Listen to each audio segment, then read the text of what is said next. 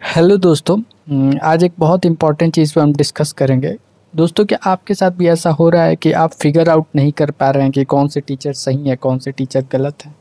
क्योंकि जब एक टीचर की वीडियो आती है तो ऐसा लगता है कि जैसे वे सर सही बोल रहे हैं। उनकी सारी बातें मतलब आप उनकी तरफ मतलब सिंपैथी शो करने लगते हैं एक टीचर के साथ। लेकिन जब दूसरे टीचर आके अपने बारे में बताना शुरू करते हैं तो वो भी आपको सही लगने लगता है। तो इस बीच में आप फिगर ही आउट नहीं कर पा रहे हैं कि आखिर सही कौन है, गलत कौन है। तो दोस्तों, अगर मैं आपको कहूँ तो ये बात सही गलत का है ही नहीं, क्योंकि दोनों टीचर अपने जगह पे सही हैं। दोनों टीचर का मकसद एक ही है कि रिफॉर्म आना चाहिए। ये ज़रूर हो सकता है कि दोनों टीचर्स के तरीके अलग-अलग हैं। एक जो टीचर है उनका तरीका है कि थोड़े सिस्टम के साथ चला जाए। हम जानते हैं कि एक दिन में रेवोल्यूशन नहीं ला सकते हैं, तुरंत चीज़ें नहीं बदलने वाली हैं, क्योंकि आप जानते हैं कि इंडिया का जो एजुकेशन सिस्टम है वो अभी तक लैपटॉप नहीं है। जैसा कि हमने देखा कि उतने कंप्यूटर्स नहीं है, सिस्टम ही नहीं है। 10,000 करोड़ तक की मतलब इन्वेस्टमेंट करना होगा, तब जाकर हम पूरे चीज़ को अच्छी तरह से सुधार सकते हैं। तो ज़ाहिर सी बात है, ये 1 घंटे या 1 दिन या 1 महीने की लड़ाई में संभव नहीं है।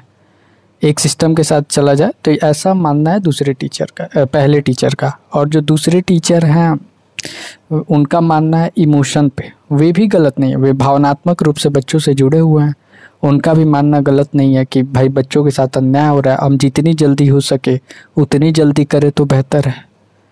तो ऐसा ही है, कोई टीचर गलत या सही नहीं है और हम कोई नहीं होते हैं उन्हें गलत या सही कहने वाले। एज ए स्टूडेंट हमें दोनों टीचर्स की रिस्पेक्ट करनी चाहिए। और अभी तक का जो हम देखे एसएससी प्रोटेस्ट का, तो मतलब उतना ज़्यादा पॉजिटिव रिस्पॉन्स नहीं दिख रहा है दोस्तों, क्योंकि हमारे पास 5 बजे तक की प्रोटेस्ट करने की परमिशन थी और उससे अधिक हम कर भी नहीं सकते हैं, क्योंकि प्रशासन जो है वो लाठीचार्ज कर देती है, फिर बाद में सब कुछ तहस नहस हो जाता है। तो देखते हैं आगे क्या होता है। लेकिन इस तरह से मुझे ऐसा पता नहीं क्यों लगता है कि इस तरह से जीतना थोड़ा ज़्यादा मुश्किल है, क्योंकि इस तरह से इतने सारे बच्चे भी रहेंगे, सब चीज़ मैनेजमेंट को देखना, संभालना, और अगर कुछ हो जाए बीच में तो फिर कौन रिस्पॉन्सिबल होगा।